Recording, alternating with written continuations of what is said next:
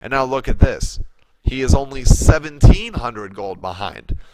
Now, being down 1,000 gold when it's 8,000 gold versus 7,000 gold is a bad thing.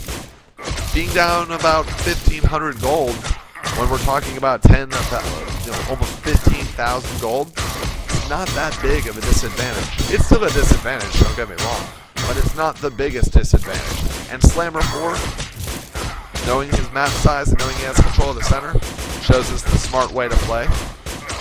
He knows that this base has been up longer and that he can't afford to let it continue to reap benefits for Guest Quad 4. So he does something that I've seen Gam, Benny, and others, other really good players do. He's establishing that same watchtower that he had over here for defensive posture and control. Now this watchtower is providing offensive posture and control. In addition to his riflemen, he's able to freely harass these workers. He's able to push back these reinforcements here. And because of the desperateness of this situation, Guest Quad either has to pull his workers, which will put him behind. Look how he's behind both in unit count and he's almost behind in workers. You might say to yourself, oh, well, this is a bad fight right here. If he just took all of his workers and surrounded, he would be good. Now, that is exactly why, as the replay finishes, man, I'm good. That is exactly why Slammer 4 shows us this is what you do with a watchtower. The same watchtower back here that provided defensive posture and control for the center, provide offensive posture and control, and it replaced effectively Slammer 4's soldiers. When there's a low unit count situation where soldiers can't when there's a low unit count situation where soldiers can't be spared to take out a watchtower, and there are riflemen behind the watchtower, pulling workers is not going to be effective. Here, how many do we think there are? Maybe there's 15. Yeah, because this is boarded up, this is boarded up. Maybe Guest Quad has 15 workers here. Although they're 5-4 workers, 15 5-4 workers are not going to stand off against a watchtower at full health and 1, 2, 3, 4, 5, 6, 7, 8 riflemen and 2 workers. Oh man, and look at that, Slammer 4 getting it in while he was taking those advantages, making sure that he's getting workers to get from all 3 gold mines. Because it's better than 2. 3. Now, a couple things that I didn't go over because the replay was a little shorter, but it was still a good replay to watch. Let's go to W. Look how many barracks are possessed by Slammer 4 as opposed to Guest Quad. Now, you might say simply, here, let's go away in the shadows so you can see. Yeah, well, Guest Quad has a Mage's Tower, and Guest Quad has a doohickey workshop. Workshop is 250. Mage's Tower is about 200. Nah, that's 2 of your barracks right there. True, but there's one problem with that. As we said before, if Slammer 4 had decided to take the gamble of teching up while he was getting forges, he would have not had a chance against Guest Quad. Unit for unit. Here's why. It's the end of the game, and Guest Quad has still mined 1,600 more gold over the course of the game. Slammer 4 has to have either a lot of units or a lot more units than his opponent, or more efficient units than his opponent. When your opponent is already going for upgrades, as he saw in his first engagement, and your opponent has mages, as he saw in his second and subsequent engagements, you can't out-tech a player who is economically ahead of you and has already made the decision to tech to the same degree that you are. He was even for upgrades, and he had the mages. So what Slammer 4 had to do is either create catapults, you might say, and sit behind the watchtower. That could have been a good play, you might argue.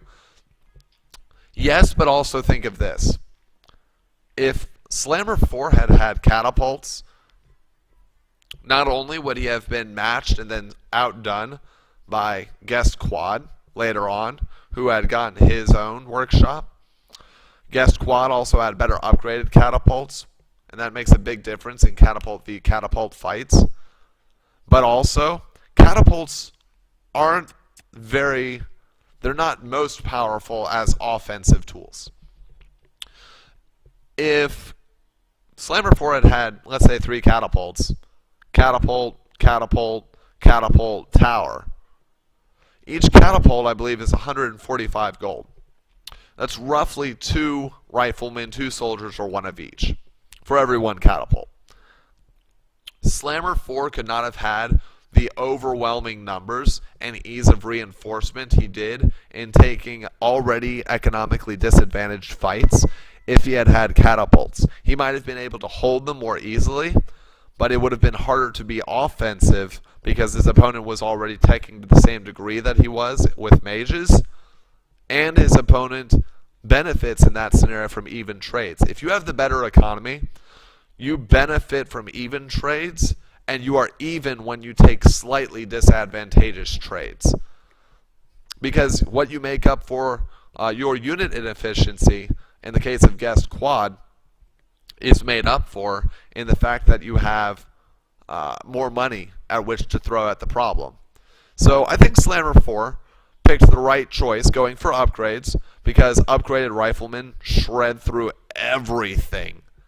Everything if your opponent isn't upgrading armor.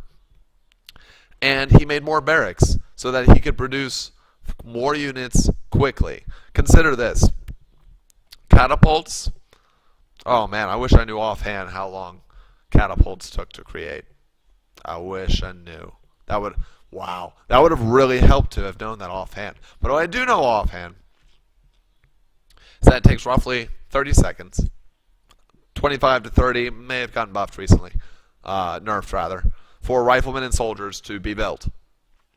It takes 5 more seconds for each mage, and it takes, I believe, at least 10 more seconds for each catapult. So the longer the game goes on, even if he's taking advantageous unit efficiency trades, Slammer 4 doesn't have the money, and he does not have the time to make those higher tier units.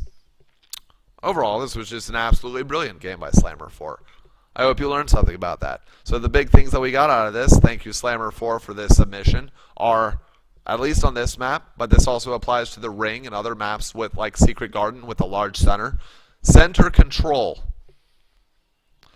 Notice how Quad 4 held this area, and he had a castle up here, but he really only was defending this area, maybe this area.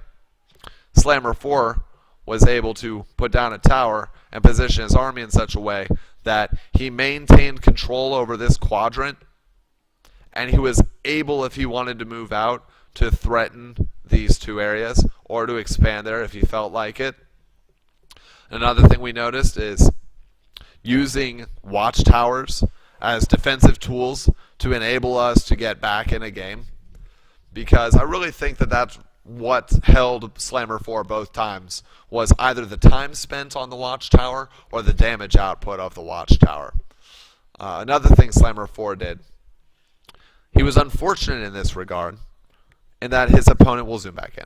He was unfortunate in this regard, in that his opponent also opted to go for upgrades, but upgrades are never a bad way to try and get back in the game. He was just unfortunate in that he was matched for it by Guest Quad. And the final thing we learned is that if you are behind economically, it pays to sit. Time is not on your side, so it pays to harass, as you saw 4 soldiers go up here and just destroy worker lines. It is also in your favor to get units that reinforce quickly so you can make up for fights. It's more devastating if you are already behind to lose a catapult or a mage than it is if you are behind, but you followed a Slammer 4 example, you have 9 barracks. And yeah, okay, we didn't lose a catapult, we lost 2 riflemen, but 7 more riflemen are coming to replace the 2 that we lost. or 9 more riflemen are coming to replace them, as opposed to a catapult is coming, or 2 mages are coming to replace the 1 we lost. And then through some very smart positioning, good micro, Slammer 4 was just able to take it away. So let this be a lesson to you. If you think that you are down and out, you don't have a way to win, your opponent is 1 years ago, you can still win if your name is Slammer 4. Or if you get in that Slammer 4 zone. Bam! Alright, that's it for this episode. I hope you enjoyed the analysis. Feel free to leave comments, subscribe, like. If there's anything constructive criticism you think I could do better, feel free to let me know with that too. Alright guys, take care in LittleWarGame. It's bigger than you ever imagined. Sing!